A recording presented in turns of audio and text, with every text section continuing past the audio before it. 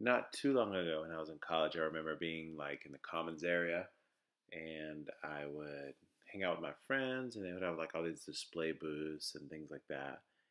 And I remember some of the display booths for like companies like Capital One. And, and um, I just remember like thinking to myself, even at that time, it's like, wow, like these people are catering to young adults who are kind of, not even starting their professional career. They don't even have a full time job and they're just like taking money from these people, even though they're not even qualified. It's like a numbers game. It's almost like insurance. Like who's the number of people that are like going to repay debt that we give to them, like easy credit, right? And I don't know. I made some stupid decisions even before I was in college. I was in the Air Force, United States Air Force, and the first thing I did when I was 18 years old, I got stationed at my permanent duty station. First thing I did was go out and get a USAA credit card, right? And I maxed it out immediately. Like zero money skills. um, Horrible decisions. But I just, the thing is, like, debt is a killer. Debt is a killer. Like, it's once you get yourself into a deep enough hole, it's super hard to get yourself out.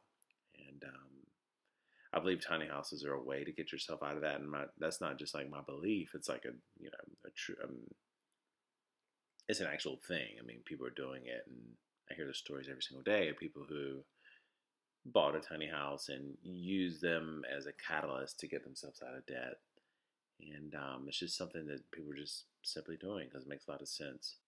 And you'll notice on this YouTube channel and other places like Instagram, the tiny house listings overall arching theme has to do a lot with debt and money and things like that, because not only does it interest us, the concept of saving more money than you spend, it just makes a lot of sense. If you look at a time chart, like a graphic chart of the savings rate for the average American, I'm sure it's the same in other first world countries.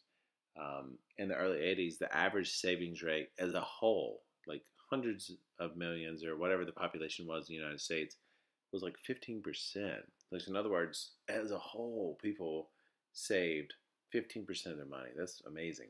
In 2017, the average savings rate of the average United States citizen was negative 2%. In other words, almost everyone spent more money than they saved. It's not good. And there's some other amazing, amazing stats out there. For example, if you have no debt and you have $500 in your pocket, you're worth more than something. I think it's like the bottom 20 million Americans. Like, your net value with $500 in your pocket and no debt is more than the 20 million Americans combined. That's amazing. So if you're someone who's bought into the notion that debt is okay, debt is a good thing, I would challenge you. I would challenge you to listen to the advice of people just from a few generations ago who are still around. Not too long ago, debt was actually shameful. Debt was one of those things that you wanted to remove as quickly as possible. And a lot of these things are timeless. Like, I would encourage you to read a book called The Richest Man in Babylon. Right? It kind of goes through and tells you the merits of not having debt. There's so many things where you just can't escape it. It doesn't matter what things look like in your current time, like in 2019, the year 19, the year negative 2019, whatever. Some things will never change. And owing debt and having money out there that is owed to people is never a good thing. You want to set yourself up for a life to where you owe no money and have money in your pocket. It's just one of those things where you have more financial freedom. So my challenge to you is to re-examine everything you thought about the concept of debt. Debt is not a good thing. Like, there's some things where it's a means to an end. For example, if you're paying high rent or paying high mortgage and you want to sell your house or get out of your lease and buy a tiny house that has a very small payment and just pay it off like quickly, and then live in it mortgage free, rent free, then yes, that makes sense. Like, because it's an investment. But for the most part, things that really carry no weight. I mean, there's people who put the groceries on credit, like, and have no intention or don't have the means to pay it off quickly. It just does not make sense. Like, do not look at credit or debt as a way to like live your life. It's not a lifestyle. It's not a sustainable way. I mean, like, very, very few people who've made it financially would tell you, yes, Yes, I use points reward systems from a credit card, or I use a credit card to get wealthy. Like it just very rarely happens, if ever.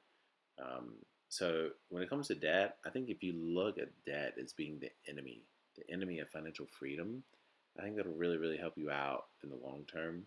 And I think looking at living in a tiny house to where all of your debts, not only all your debts, all your expenses, are drastically reduced from what they are from living in a typical house, whether that's mortgage or rent.